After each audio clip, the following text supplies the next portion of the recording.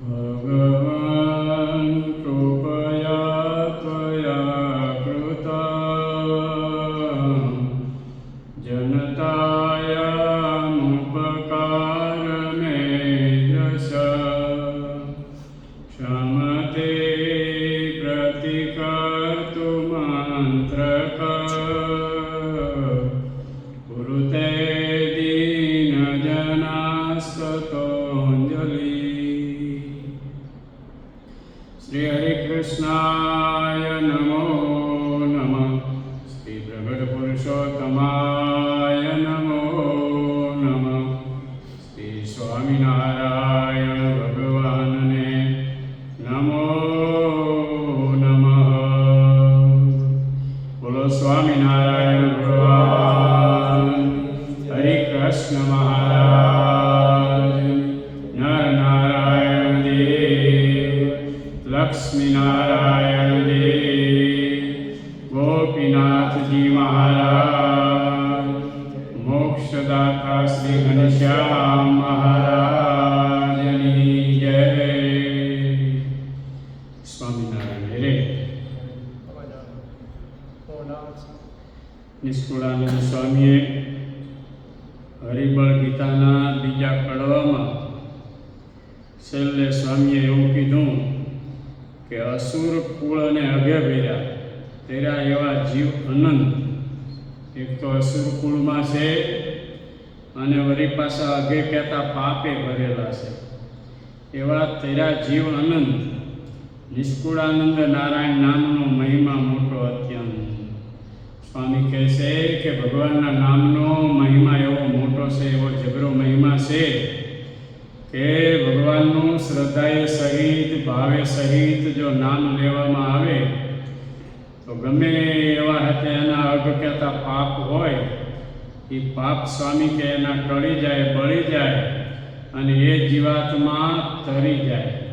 એવા તો સ્વામી કહેશે કે અગે ભેરા અનંત જીવને ભગવાને તાર્યા પોતાના નામના પ્રતાપે કરીને. એવો ભગવાનના નામનો મોટો મહિમા સ્વામી કહે છે. સ્વામી હવે ત્રીજા કડવામાં આગળ બતાવે છે. ભવજળ તરવા ઘનશ્યામ નામ નાવજી આવી બેસે એમાં કોઈ રંક કે રાવજી પામે ભવપાર સહેજ સ્વભાવજી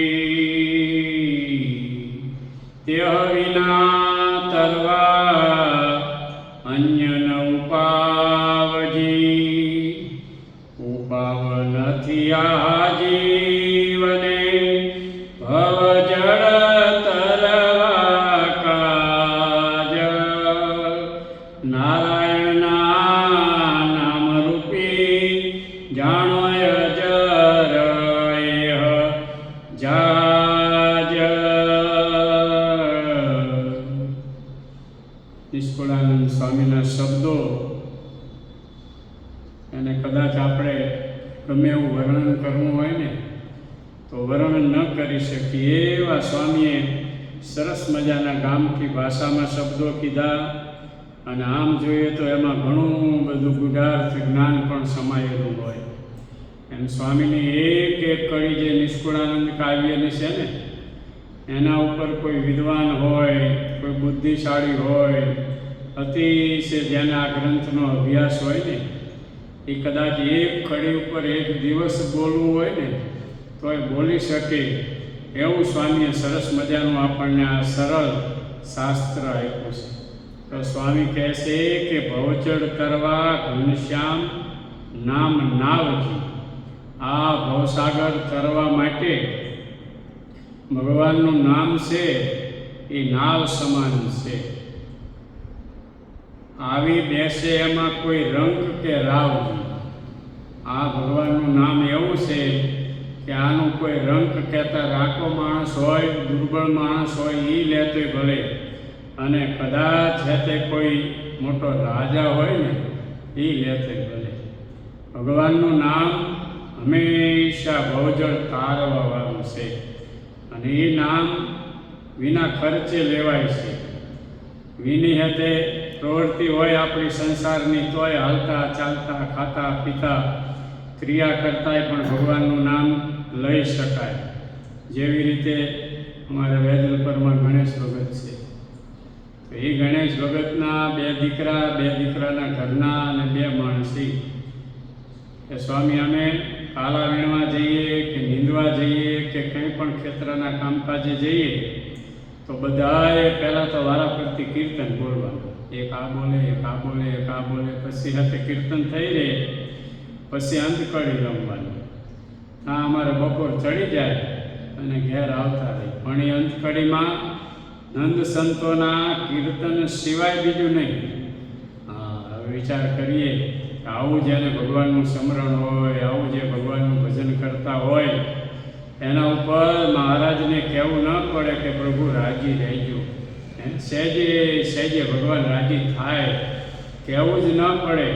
ચોમાસાનો સમય હોય તો જ્યાં નીચાણ વિસ્તાર હોય ને ત્યાં એને કહેવું ન પડે કે અહીંયા પાણી આવે. એની મેરે હતે નીચાણ વિસ્તાર હોય તળાવ જેવું, ત્યાં ઓટોમેટિક પાણી આવે. પણ પહાડ ઉપર પાણી ક્યાંય હોય? એમ જે ભક્તમાં નિર્માનીપણું હોય, જે ભક્તમાં આવા ગુણ સમાયેલા હોય અને જે ભક્ત આ રીતે ભગવાનનું સતત ધ્યાન અને ભજન કરતા હોય, એની સમૃદ્ધિ રાખતા હોય, તો એના ઉપર મહારાજનો, સંતોનો, ભગવાનના ભક્તનો જરૂર રાજીપો થાય. મહારાજ સમકાલીન આપણે વિચાર કરીએ કે પર્વતભાઈ સાંતી હાંકતા, પછી મૂળજી બ્રહ્મચારી મહારાજની પગચંપી કરતા હતા રાત્રિના સમયે. તો મહારાજના બંને પગે ખૂબ ઉજળિયા થયેલા, લોહીના ટચિયા આવી ગયેલા. ત્યારે બ્રહ્મચારીએ કીધું કે મહારાજ, ખેડૂત લોકો છે ને એ તો કદાચ કામકાજ કરવા જાય, હાંઠિયું ખોદવા જાય, વગડામાં જાય, સીમમાં જાય, તો એને તો કદાચ આવી તકલીફ થાય, પણ તમને આ કેમ થયું? ત્યારે મહારાજ કે ભાઈ બ્રહ્મચારી કીધા જેવું નથી. અરે મહારાજ વાત તો કરો. તો કે ઓલો અગતરાયનો પર્વત ભગત છે ને, એ જ્યારે હાથી હાંકે ને ત્યારે હાથી હાંકતા હાંકતા મારી મૂર્તિનું ધ્યાન કરતો જાય છે. હવે મારી મૂર્તિનું ધ્યાન કરે એટલે મારે 2 હાંભળા વચ્ચે પાછા પૈકે ચાલવું પડે. એટલે આ મારા પગમાં છે ને બ્રહ્મચારી ઉજળિયા થઈ જાય છે. આ વિચાર કરીએ હવે ભક્તની કેવી સ્થિતિ હશે. મહારાજ કહેવાય ભક્તને વશ હશે. હવે આપણે આટલા વર્ષથી સત્સંગ કરીએ, આટલા વર્ષથી કથા વાર્તા સાંભળીએ, આટલા વર્ષોથી શિબિરો ભરીએ, સ્વામિનારાયણ કરીએ, તો ભલે કદાચ આપણા હાંભળા વચ્ચે પરમાત્મા ન આવે, પણ ક્યારેક એ પરમાત્માની ઝાંખી સ્વપ્નમાં તો થવી જોઈએ કે મહારાજ વીરપુરમાં બિરાજમાન છે, મોટો જબર સમયો છે, લાખોની સંખ્યામાં ભક્તો આવ્યા છે, સંતો બધા આવ્યા છે, અને મહારાજે આવી લીલા કરી, મહારાજે આવી વાત કરી, સભામાં હતા એ મહારાજ તમે જુઓ તો એવા સરસ મજાના વસ્ત્ર પહેરીને બિરાજમાન થયા છે. એવી ક્યારેક સ્વપ્નમાં પણ જ્યારે ભક્તને ઝાંખી થાય ત્યારે સમજવાનું કે આપણી ઉપર ભગવાનની કૃપા છે. અમારે હીરાપુરા ગામના ગોરધન ભગત હતા, ગોરધન કાનજી. બહુ જીવન એમનું પવિત્ર હતું અને બહુ ભક્તરાજ હતા. ખૂબ મોટા સંતોની સેવા કરીને રાજીપો લીધેલો. પછી એ ચમનભાઈ પૂજારી હતા, એને એમને કીધેલું પૂજારી કંઈક સેવા હોય તો કહેજો. એટલે ચમનભાઈએ કીધું કે કાંઈ વાંધો નહીં, હું કંઈક હશે તો કહીશ. એને બધા કોઠારી ગયા. એટલે કે ના, મારે કે સંકલ્પ છે કે કાંઈક સેવા ભગવાનની કરવી. પછી ચમનભાઈએ કીધું કે આ વાઘા તો ભગવાનને ઘણા બધા છે, પણ એક સરસ મજાને જો લીંબુ કલરના વાઘા કરાવી દો ને તો કે અમાસ હોય, એકાદશી હોય, પૂનમ હોય, બધી ધરાવા થાય, એવા વાઘા નથી. તો જરાક આપણે સુરતથી સારા મહિના વાઘા કરાવીએ. કે કાંઈ વાંધો નહીં એમ કહીને પછી ગયા. પછી થોડોક સમય ગયો એટલે વળી પાછું વિસરાઈ ગયું. એટલે ઘનશ્યામ મહારાજે સ્વપ્નમાં એને જગાડીને દર્શન લીધા અને કીધું પેલા પૂજારીએ તને વાઘા કરવાનું કીધું છે અને કેમ ભૂલી ગયો? વાઘા કરાય કે મારે તારા વાઘા પહેરવા. પછી બીજે દિવસે સવારમાં સીધા અહીંયા આવ્યા. આવીને ચમનભાઈને કે ચમનભાઈ, આજ તો મહારાજે મને દર્શન દીધા અને આજ તો મહારાજે મારી પાસે વાઘા માગી લીધા છે, માટે તમારે જેવા વાઘા કરવા હોય એવા કરાવજો. પૈસાની કાંઈ પણ તમે મૂંઝવણ રાખતા નહીં, જે ખર્ચ થશે એ બધું આપી દઈશ. સુરતવાળા એ જે હતા એને બોલાયા અને સરસ મજાના જરી ભરેલા વાઘા કરાયા લીંબુ કલરના.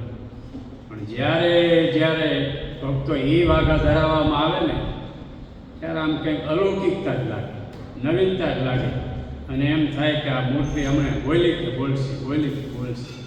કારણ કે એના અંતર આત્માનો એવો ભાવ.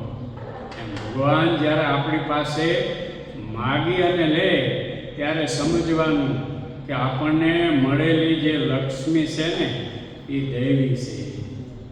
જેની પાસે આસુરી હોય ને એ ન તો એના કામમાં આવે, ન તો પરમાત્માના કામમાં આવે, ન તો ભગવાનના કામમાં આવે.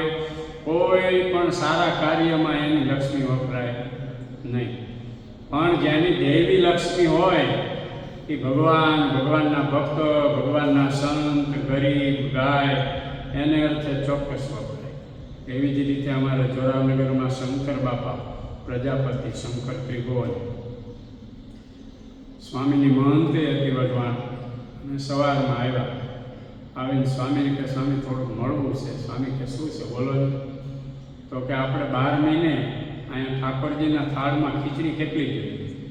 સ્વામી કે હવે એવું તો અનુમાન કર્યું નથી, પણ છતાં પૂછીએ. પછી ઘનશ્યામભાઈ ડોડિયાને કીધું કે આપણે 12 મહિને મગની દાળ કેટલી લાવી છે, ચોખા કેટલા લાવી છે જરા જુઓ. પછી જોયું તો કે આટલામાં દાળ લાવી છે, આટલામાં ચોખા લાવી છે, એટલે 12 મહિના આપણે ખીચડી હાલે. તો સ્વામી કે છે શું? તો કે સ્વામી આજ રાતે મને માનદ સ્વામી સ્વપ્નમાં આવ્યા. માનદ સ્વામી એટલે 40 વર્ષ વઢવાણ મંદિરની મહંતે કરી, 102 વર્ષ જીવ્યા. સ્વામીનું એવું પવિત્ર જીવન હતું, બહુ પવિત્ર. તો કે આજ માનદ સ્વામી મને સ્વપ્નમાં આવ્યા અને મને કીધું કે તારી ખીચડી ભગવાનને જમવી છે, એટલે જે થતું હોય કહો. એટલે સ્વામી કે મગની દાળ તો એ ટાઈમે બહુ વપરાતી એટલે જાજી જોઈ, પણ એમ કરો એક વસ્તુ રાખો, મગની દાળ તમે આપો, ચોખા તો અમે 12 મહિનાના લઈ લીધી ખીચડી, એટલે એમાં ભેરવશું. કે ભલે સ્વામી તમે રાજી હોય એમ કહીને મગની દાળનું નક્કી કર્યું. બીજે દિવસે તેમને મોકલી દીધી મગની દાળ. પછી તે રાત્રે સુતાતા ને સવારે 4 વાગ્યા ત્યાં ફરીને પાછા માનદ સ્વામી સપનામાં આવ્યા અને કીધું કે નકરી મગની દાળ તું આપી આવ્યો, ચોખા આપ્યા, નકરી દાળની ખીચડી થાય, ચોખા આપી આવજે. સવારમાં પાછા બીજે દી આવ્યા. આમ છે બહુ ભાવિક હતા એટલે રડવા માંડ્યા. સ્વામીને કે સ્વામી વિનંતી કરીને કહું કાંઈ તમે બોલતા નહીં. સ્વામી કે છે શું? તો કે મગની દાળ તો આપી તો બરાબર છે, પણ આજ સવારે 4 વાગે માનદ સ્વામી સ્વપ્નમાં આવ્યા ને એમ કીધું કે નકરી ડાયર આપી કે ડાયરની ખીચડી થાય, માટે ચોખા આપી આવજે. કે સ્વામી ચોખા આપવા આવ્યો. સ્વામી કે ના ખોટું. કે સ્વામી ખોટું ન બોલું, સાવ સાચી વાત કે આજ મને સ્વામીએ માગીને લીધું છે એટલે મને આપવાનું. આજ ભક્તો કેટલાય વર્ષોથી એ ઠાકોરજીની ખીચડીની સેવા અહીંયા આપે છે, મોરબી આપે છે અને જામુદ્રા ઘનશ્યામ મંદિર કાયમના માટે ઠાકોરજી સાંજ પડે એટલે ખીચડી એમની જમે છે.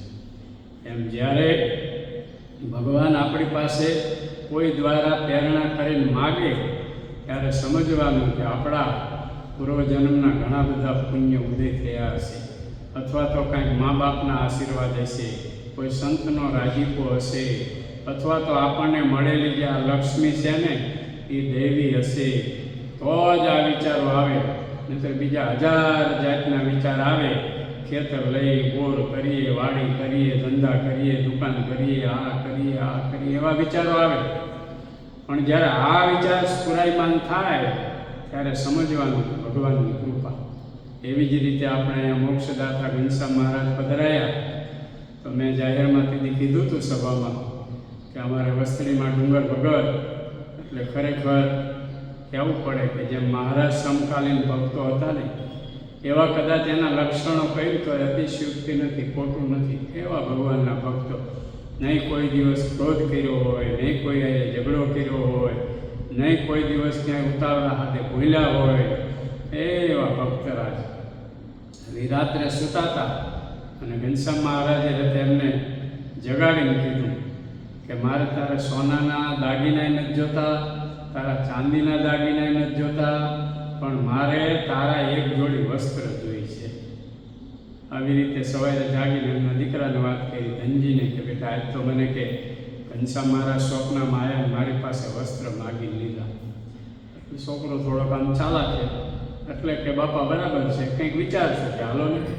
પછી કે સ્વામી મેં સંકલ્પ કર્યો કે મારા બાપુજીને એ ઘનશ્યામ મહારાજે દર્શન દીધા હોય તો મારા બાપુજી કાયમ બહાર ઓસરીમાં અત્યારે પૂરે છે, બીમાર છે.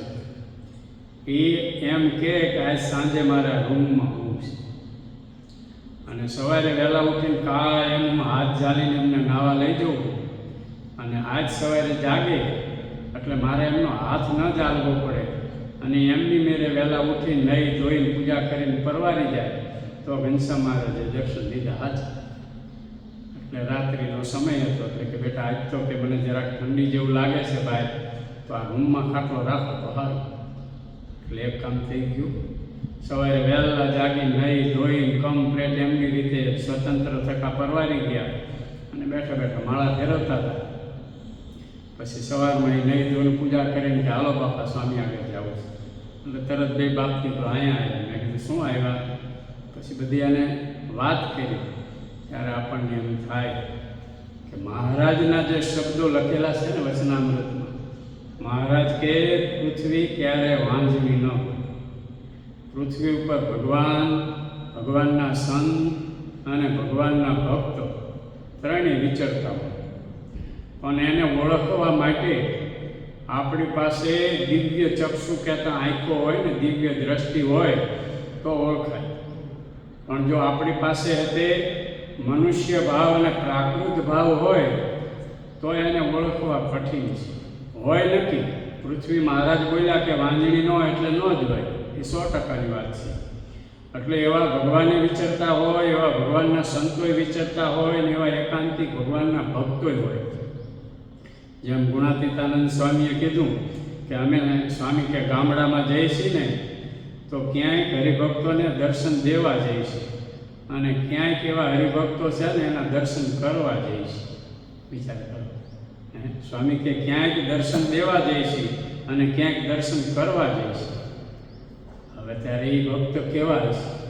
જેમ પર્વતભાઈ હાથી આગતા મહારાજનું ધ્યાન કરતા એવી રીતે હાથીથી પરવારીને ઘર સામે હાથી જાતું કર્યું ને પછી પોતે બેસી ગયા હાથી પર માછીમાં, અને માનસી પૂજાનો ટાઈમ થયો એટલે માનસી પૂજા કરતા હતા.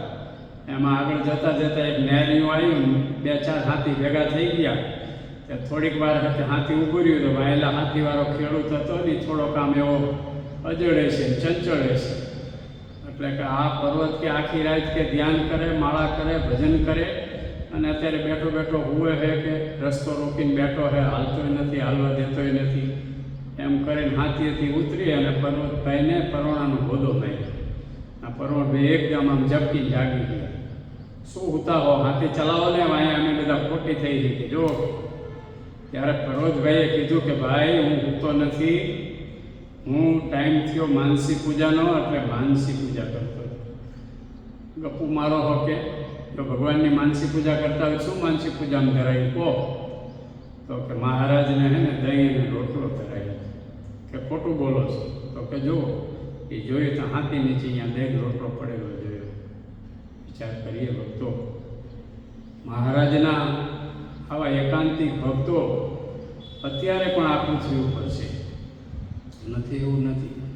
પણ એના માટે જ્યારે આપણે સંત સમાગમ કરી, શાસ્ત્ર વાંચી અને જીવમાં એનો મહિમા ઉતારીશું ને ત્યારે આપણને દેખાશે. જ્યાં લગી હજી આપણને નાના મોટા બીજાના દોષ સૂજે છે, અવગુણ આવે છે, અભાવ આવે છે, ત્યાં લગી hatte મહારાજનો રાજીપો ન થાય. એ તો જ્યારે આપણું અંતકરણ એકદમ નિર્મળ શુદ્ધ થઈ જાય. શુદ્ધ કેવું? તો જ્યારે અત્યારે ચોમાસું હોય ને ત્યારે વરસાદ ખૂબ થાય, પછી તળાવ હોય, નદી હોય, ડેમ હોય, એમાં પુષ્કળ પાણી આવે. હવે પાણી આવે ને એટલે મહિનો 2 મહિના તો નકરો ડોળ જ હોય, અંદર માટીનો ભાગ હોય એટલે ડોળ હોય. પણ એ 6 મહિના જાય કે 8 મહિના જાય ને પછી પાણી આશરી જાય અને જે કાંઈ બધો ડોળ હોય ને બધો તળિયે બેસી જાય. પછી બરાબર મધ્યાહનના સૂર્ય થાય, બપોરે 12 કે 11 વાગે પછી તમે એ સરોવર કે નદીએ જાઓ ને, પછી તળિયે કદાચ સીપલી હોય તો ભલે, તળિયે કાંઈ વસ્તુ પડી હોય તો ભલે, બધું દેખાય. શું કરવા દેખાય છે? કે પાણી નિર્મળ થઈ ગયું. પાણીની અંદર જે માટીનો ભાગ હતો એ બધો આશરી ગયો અને પાણી શુદ્ધ થઈ ગયું અને સૂર્યનારાયણ ઉપર બરાબર આવ્યા મધ્યાહને, એટલે તળિયે જે વસ્તુ પડી હોય એ દેખાય. એવી રીતે આપણા ઇન્દ્રિયો અંતકરણમાં માયાનો ડોળ હોય ને ત્યાં લગી કાંઈ ભાઈ દેખાય નહીં. ધ્યાન કરવા બેસીએ તો ભલે, ભજન કરવા બેસીએ તો ભલે, માળા કરવા બેસીએ તો ભલે, બીજા કેટલાય ટીખળ આવી ઊભા રહે. પણ જ્યારે આપણું અંતકરણ આવું નિર્મળ થાય, કામ, ક્રોધ, લોભ, ઈર્ષા, અસૂયા, દેખાય, મચ્છર, આ બધાય દ્વંદ્વથી પર થાય એટલે મહારાજનો રાજીપો થાય.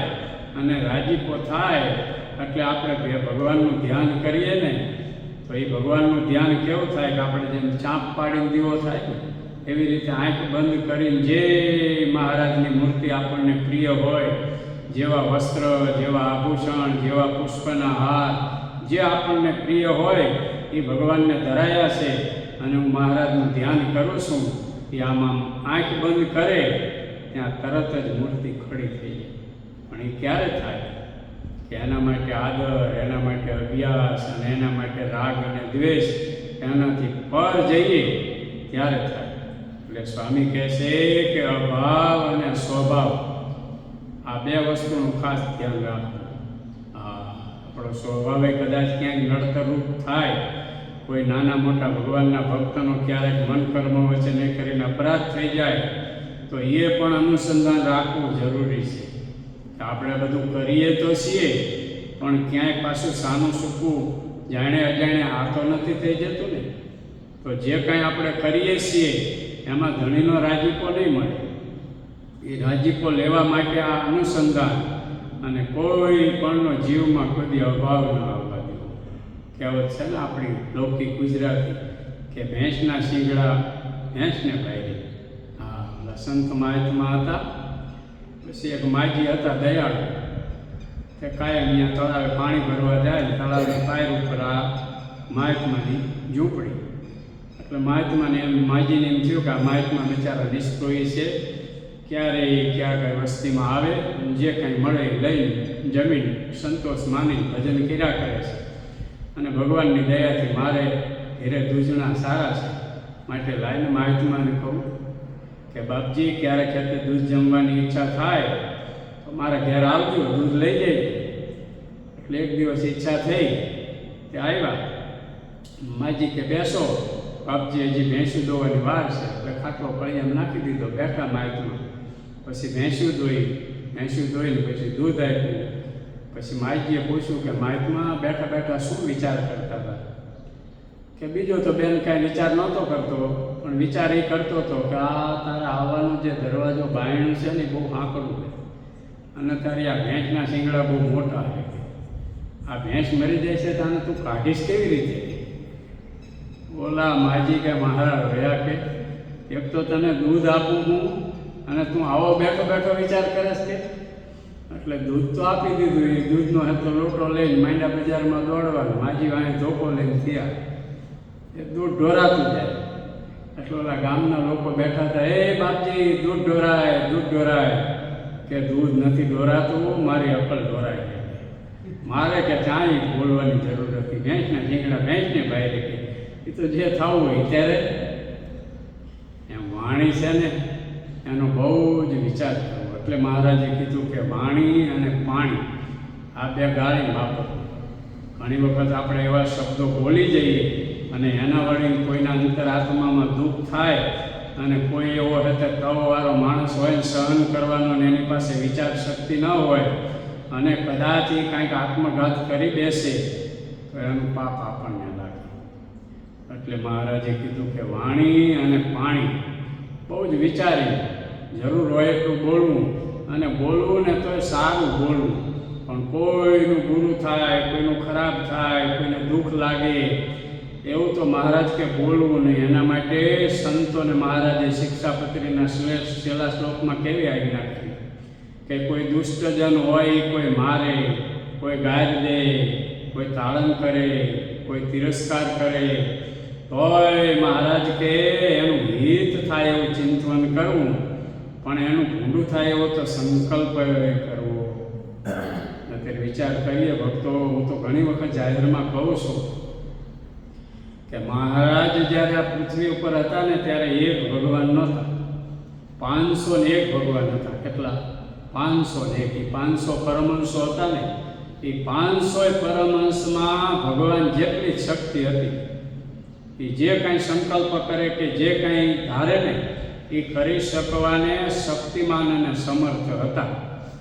પણ છતાંય મહારાજની આજ્ઞામાં રહીને પોતાનું ઐશ્વર્ય, શક્તિ જે કાંઈ હતું ને એને દબાવી રહેતા. પણ ક્યાંય કોઈ દિવસ કોઈએ પોતાની શક્તિ જાહેર કરી.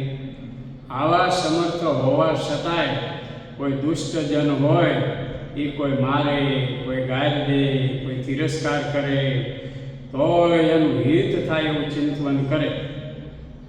સદાનંદ સ્વામી હતા, ધાંગધ્રાની બાજુમાં બાવરી ગામ છે.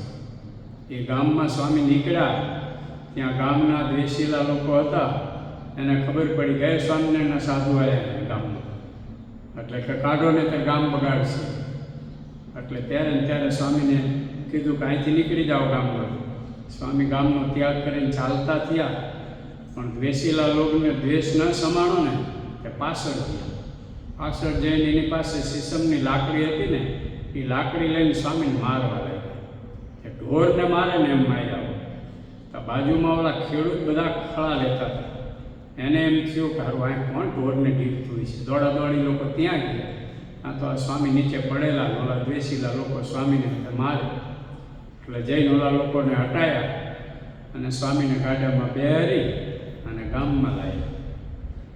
ગામમાં લાવી સ્વામીને હાથે આખા શરીરે હળદર ભરી, સાણાનો ખૂબ શેક કર્યો. પછી સ્વામીને હાથે સહેજ આમ સાતા ભરી. પછી ઓલા લોકોએ કીધું કે સ્વામીજી તમને આ દુષ્ટ લોકોએ બહુ માર્યા. સ્વામી ભક્તો એવું બોલ્યા કે માર તો કદાચ આ દેહને પીડ્યો એનું કંઈ દુઃખ નથી, 2 દીમાં સારું થઈ જાય છે, પણ મારા ગુરુભાઈની સીસમની લાકડી ભાંગી જાય ને એનું મને દુઃખ છે. વિચાર કરો, જે મારવા આવ્યા હતા એના હાથમાં સીસમની લાકડી હતી, એ મારી લાકડી ભાંગી જાય તો સ્વામી કે મને માર્યો ને એનું કાંઈ દુઃખ નથી, પણ મારા ગુરુભાઈની લાકડી ભાંગી જાય ને એનું મને દુઃખ છે. વિચાર તો બરોબર. આવા જે સંતો હોય ને અખંડ મહારાજને ધરી રહ્યા. એટલે એ મહારાજે નિષ્કુળાનંદ સ્વામીના શબ્દોમાં સ્વયં પોતે બોલ્યા છે, સ્વામી આગળ લખાયું કે સંત માનજો મારી મૂર્તિ રે, તેમાં ફેર નથી એક રતી રે. સંત જમે તે બેળો હું જમું રે, સંત ભમે તે બેળો હું ભમું રે. સ્વયં શ્રી હરિ પોતે બોલ્યા કે સંત માનજો મારી મૂર્તિ રે, એમાં ફેર નથી એક રતી રે. રતી એટલે ચણોઠી. એક ચણોઠી વાળો ફેર નથી. એ સંત જમે તે ભેળો હું જમું રે, એ સંત ભમે તે ભેળો હું ભમું રે. એ સંત જમે એના ભેગો હું જમું છું, અને એ સંત ભમે એટલે જ્યાં જ્યાં ફરે છે ને એની સાથે સાથે હું ફરું છું. વિચાર કરીએ ભક્તો, મહારાજ ધરમપુર વાંસદા જવું હતું, કુશળ કુંવરબાઈના આમંત્રણને માન આપી. તો ગઢપુરમાં 2-3 સંતો બીમાર હતા. પછી મહારાજ આમ સભા કરીને બેઠા એટલે કીધું કે આપણને મુક્તાનંદ સ્વામીએ ધર્મપુરથી હાથે પત્ર લખી માણસને મોકલ્યો છે, અને કુશળ કુંવરબાઈની ઈચ્છા છે કે ભગવાનને પધરાવા છે, તો આપણે બધાને જવું છે ધર્મપુર. પણ હવે આ 4-5 સંતો માંદા છે, એ સંતોની સેવામાં કોણ રોકાય છે? હવને મહારાજાએ જવાનો ઉત્સાહ નહીં. કોઈ સભામાં બોલ્યું નહીં કે મહારાજ અમે સેવા કરવા રોકાઈએ. ત્યારે સચ્ચિદાનંદ સ્વામીએ કીધું કે મહારાજ તમે જો આજ્ઞા કરો તો આ સેવક આ દાસ આ સંતોની સેવા કરવા રોકાય છે. મહારાજ કે સ્વામી તમે અમારા અંતરનું જાણ્યું છે, અમારે તમને જ રોકવાના હતા, તમને જ આજ્ઞા કરવાની હતી, પણ આ તો જાહેર સભામાં સહેજ કીધું કે કોઈ તૈયાર થાય છે. બહુ સારું સ્વામી, અમે તમારી ઉપર ખૂબ રાજી હો, તમે સંતોની સેવા કરજો એમ કહી મહારાજ નીકળી ગયા. સાથે સંતો ગયા. અહીંયા 4-5 સંતો બીમાર, એના માટે લાડુબા અને જીવુબા દરબારગઢમાંથી સંતોને જે કાંઈ ઈચ્છા હોય એ જમવાનું મોકલાવે. દાળ ભાત ખીચડી રોટલી રોટલો જે કંઈ સંતો ઈચ્છા થાય અને કે બાને કહેજો આ મોકલે, એટલે એ પ્રમાણે રસોઈ બનાવીને આવી જાય. પછી હતી જે બ્રાહ્મણ કે બ્રહ્મચારી હોય લઈને આવે સંતોને, પછી સ્વામી જમાડે. એના એટલા પાત્ર બધા સ્વામી ઉટકી નાખે, એના જે કંઈ કપડાં હોય એ સ્વામી ઘેલા નદીએ જઈને ધોઈ આવે. આવી બધી સેવા કર્યા કરે એમને સ્વામી. પછી હતે આ જે બ્રહ્મચારી લઈને આવતા હતા થાળ સંતો માટે, એને કીધું કે આ તમે મોકલો છો કે આ સ્વામી તો માંદા સંતો હોય ને એને જમાડી દેશે, પણ એ તો જમતા નથી. આ 3-4 દિવસ થયા હું જોઉં છું. તો સ્વામી કહે કે બાએ કીધું કે કહેજો સ્વામીને કે તમારે જમી લેવાનું, એટલા માટે અમે થોડું વધારે જ આપીએ છીએ. એટલે ભગતે જઈને ફરીને કીધું એટલે કે હું તો કાયમ મહારાજ થાળ જમે છે ને એ મહારાજના થાળની પ્રસાદી જમું છું. બાને કહેજો કે મારી ચિંતા કરે નહીં. પણ તે એવું તો કેમ મનાય? મહારાજ તો અહીંથી હજારો કિલોમીટર દૂર ગયા છે અને તમે તો અહીંયા ગઢપુર દાદાના દરબારમાં બેઠા છો અને તમે એમ કહો છો કે હું મહારાજ જમી એવો જમું છું થાળની પ્રસાદી. તો કે અમને મનાય નહીં, તમે જો સાચું હોય ને એ પ્રમાણે હોય તો આજ મહારાજ શું જમ્યા બતાવો હાલો.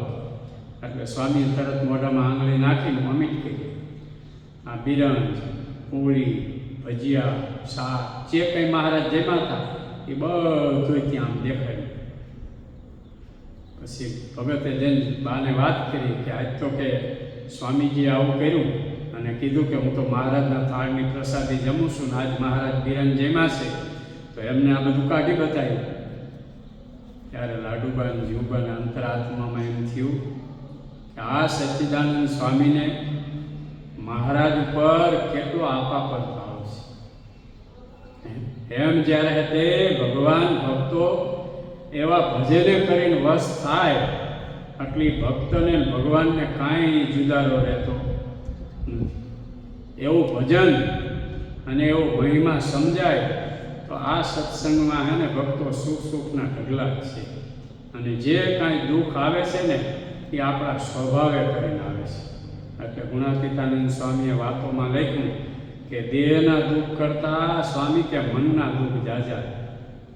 હા, ક્યાંક ધાર્યું થાય, ક્યાંક ન થાય, ક્યાંક ધાર્યું જમવા મળે, ક્યાંક ન મળે, ક્યાંક ધાર્યું અહીંયા રહેવાય, ક્યાંક ન રહેવાય, એ બધા મનના દુઃખ છે. દેહના દુઃખ કરતાં સ્વામી કે મનના દુઃખ જાજા છે. મનના દુઃખ મટાડવા માટે આ સંત સમાગમ અને કથા વાર્તા છે. અને એ કથા વાર્તા સાંભળ્યા પછી આપણા અંતરાત્મામાં સહેજે પણ જો કુણપ ન આવે, સહેજે પણ આપણો જે સ્વભાવ છે એમાં જો સુધારો ન થાય તો સમજવાનું કે આપણા પૂર્વજન્મના કાંઈક એવા બલિષ્ઠ પાપ છે કે આપણા સ્વભાવને ઘસારો લાગવા દેતા નથી. આ સંતો, આ ભક્તો, આ સંતો આટલા શાસ્ત્ર લખી ગયા, એને કથા વાર્તા આપણે બધું સાંભળીએ છીએ, પણ છતાંય સ્વભાવમાં સુધારો નથી થતો. એનું કારણ શું? તો આપણા પૂર્વજન્મના કિલબિસ કહેતા પાપ છે, એ પાપ આપણને નડે છે. નહીંતર આટલો આપણે સમાગમ કરીએ, આટલા વર્ષોથી આ શિક્ષાપત્રી વાંચતા હોય, ભજનામૃત વાંચતા હોય, શિબિરો જ્યાં થાય અહીંયા ભરતા હોય, ટીવીની અંદર પણ સંતોની ચેનલો બધી કથા વાર્તાની આવતી હોય, એ આપણે સાંભળતા હોય, છતાંય આપણા સ્વભાવ ઉપર સહેજ પણ જો અસર ન થાય તો નકામું. એમ સહેજે હેતે સ્વભાવ ઉપર અસર થવી જોઈએ. આપણા શરીરમાં કાંઈ રોગ હોય અને ડૉક્ટર નિદાન કરે, નિદાન કર્યા પછી આપણને રેડી કમ્પ્લીટલી દવા આપે, પછી કદાચ વધારે તકલીફ થઈ હોય રોગની, ઝાઝો ટાઈમ થઈ ગયો હોય તો 2-4 દિવસ કે 5 દિવસ દવા લાગુ પડે. પણ દવા લાગુ પડ્યા પછી ધીરે ધીરે ધીરે એના જે કાંઈ શરીરની અંદર રોગ કે જે કાંઈ તકલીફ છે એ ફરીવાર કોઈ ઘરના સભ્ય પૂછે કે ડૉક્ટર પૂછે તો એમ કહે ને કે ભાઈ મને 10% ફેર છે, 15% છે, 20% છે, કાંઈક ફેર છે, હવે દવા લાગુ પડી છે. એમ આપણને હતે સંતો દવા તો આપે પણ એ દવા લાગુ પડે અને એ પ્રમાણે જ્યારે પારી લેવામાં આવે ને તો આપણા જે કંઈ આ બધાય ભવ રોગ છે ને ભક્તો એ મટે. એને મટાડવા માટે આ સંતો દાખલો કરે છે અને એના માટે અનંત કોટી બ્રહ્માંડના ધણી મહારાજ આ પૃથ્વી ઉપર પધાર્યા અને 7 વર્ષ સુધી વિચાર તો કરો ભક્તો. 11 વર્ષના વરણી રાજ અને મહારાજનું જ્યાં આપણે આ જીવન ચરિત્રને બધું વાંચીએ છીએ ને તો અમુક જગ્યાએ તો વાંચતા વાંચતા આપણી આંખમાં આંસુ આવી જાય કે મહારાજને આ બધો દાખલો કરવાની જરૂર શું હોય? પાદરા છપૈયાથી નીકળીને ગઢપુરમાં આવી ગયા હોય તો શું વાંધો? અથવા તો કંઈ રાજા મહારાજા મોટા સયાજીરાવ, જૂનાગઢનો નવાબ, જામ સાહેબ, ભાવનગરના વજયસિંહ એવા કોકને કંઈક સેજ ચમત્કાર જણાવી દીધો હોત તો એનું રાજ કદાચ કે તો મહારાજને અર્પણ કરી દેત ને. અરે 50% આપે જ ને તો મહારાજને ક્યાં ભાઈ આ તું જીવના માન અપમાન બધું સહન કરવાની જરૂર હતી. પણ ભગવાન જે આ પૃથ્વી ઉપર પધાર્યા ને એ માત્ર જીવોના કલ્યાણ કરવાને વાસ્તે આવ્યા છે.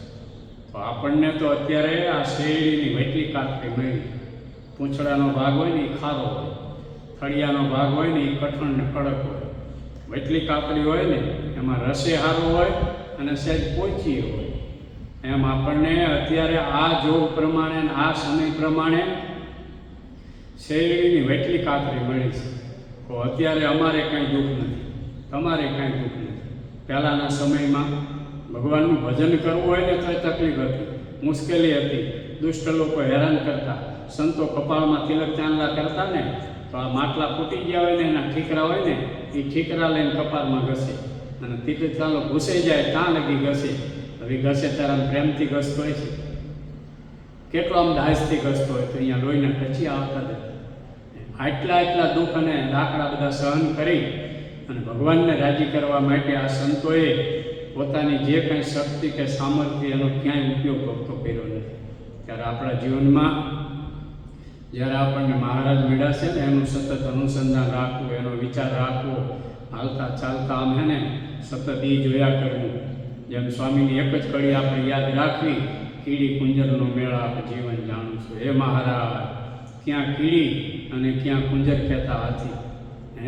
ક્યાં અમે કીડી જેવા જીવાત્મા ને ક્યાં તમે હાથી જેવા જીવાત્મા. એની કોઈ ભયબંધી નીનો મિલાપ હોય નહીં, પણ છતાં નિષ્કુળાનંદ સ્વામીએ કાવ્યમાં લખી દીધું કીડી કુંજરનો મેળા આપણે જીવન જાણું છું. હે મહારાજ કીડી અને કુંજરનો આ તો મેળાપ થયો છે, જીવન હું જાણું છું. એમ આપણે હે ને કીડી અને કુંજરના મેળાપ જેવું છે. ત્યાં મહારાજને ત્યાં આપણે એ મહારાજનો મહિમા સમજીને ભક્તો જેટલું થાય ને એટલું ભગવાનનું ભજન કરવું. પણ એ ભજન રાગ અને દ્વેષે રહિત કરશું તો મહારાજ રાજી થશે. બોલો સ્વામિનારાયણ ભગવાન.